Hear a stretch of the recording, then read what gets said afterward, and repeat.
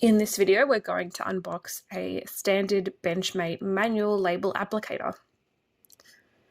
Your box has two sides which you could open. One side has some staples in it, so it's much harder to open. We recommend the other side and just simply using some scissors or a box cutter to cut the straps.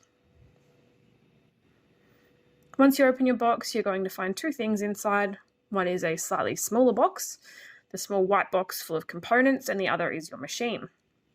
Just take out your white box and place that aside for the moment.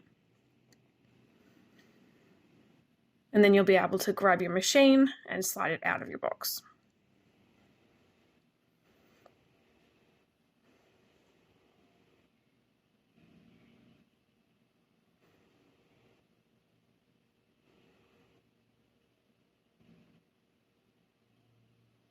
Also inside the box is a manual, and inside your manual is a picking and packing list.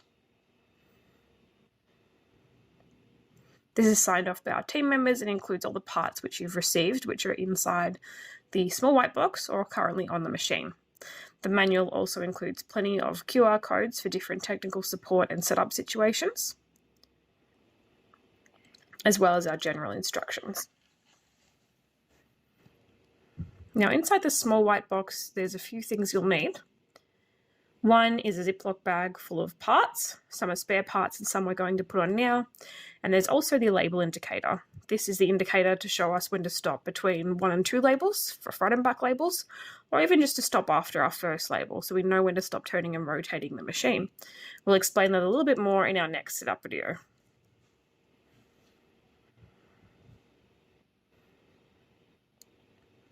Inside the Ziploc bag, you've got a full set of O-rings. You may need to replace your O-rings if they get damaged from chemicals or residue spills. So we've included a full set here for you, and there's instructions in the manual on how to replace those. It's very quick and easy. There's also a small spring clip here, which is the clip that kind of looks like a peg. That's one of the clips that holds your blue roller in place. This is just a spare. And there's also 2 torsion clips, which are clips that you pinch and slide on and off of the shaft. These would go on either side of your blue roller if you ever cut your blue roller. You only need to cut your blue roller if you have something like a recessed container where it's got larger shoulders and a recessed label area, and you really need that nice clean application. So if you cut your roller, be sure to place one of those on either side of the shaft. Now there's 4 kip knobs in here, 2 which have lock nuts, which we're now placing into the front of the machine. They are much longer than the other 2 screws, which is another way to tell that you're using the right one. It's really important to use the longer screws with lock nuts in the front. That's what's going to allow the white roller and the red roller to come together and pull your label material through as you rotate.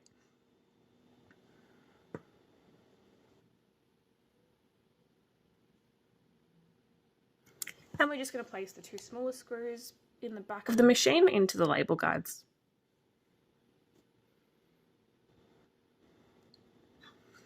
Now we've got a non-slip surface which we do all of our assembly work on. We also recommend using a non-slip surface like a kitchen mat at home to put your BenchMATE on if you're not going to clamp it or drill it down to a surface. That stops it slipping around while you use it and makes sure that you're going to have a much easier time labeling.